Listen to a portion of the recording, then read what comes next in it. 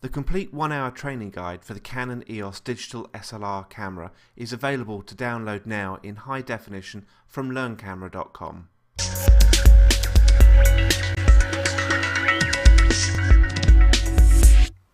It is time to become familiar with the main controls on the camera. The primary on-off consists of a good sturdy switch which you will find hard to accidentally turn on or off by mistake. Next to this we see the mode dial. This is an integral part of the camera, as it is from here we select the mode in which the camera operates. It might seem excessive, but this 550D model allows you to choose from 14 different modes. Canon subdivide these modes into two main groups. The creative zone is designed to provide more control over the shooting and typically favoured by professional photographers. The basic zone provides the simplicity of use found in point and shoot cameras. They're extremely powerful and should not be dismissed out of hand as just for beginners.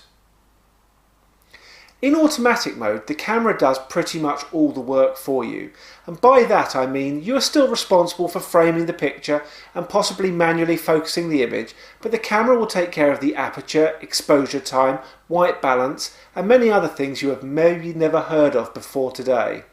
For the time being we will focus on using the camera in the basic zone. An obvious question to ask is why there would be so many choices for automatic. At the end of the day, a camera is just another computer. It is excellent at doing some things much better than humans, and other things we find really simple a computer can have great difficulty doing. Let me give you an example. If I show you these two pictures and ask you to tell me which one is the person, you would laugh and response would be automatic.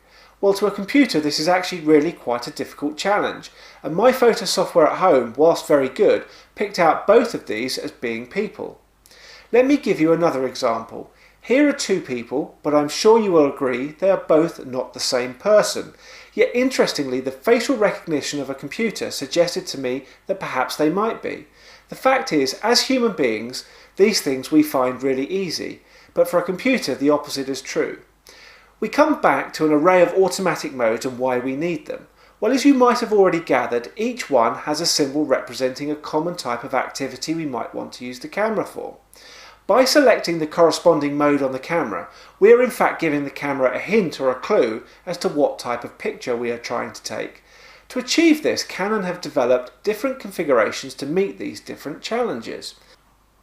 Let me give you an example. If I put the camera in landscape mode, then the camera will look to optimize the setting accordingly.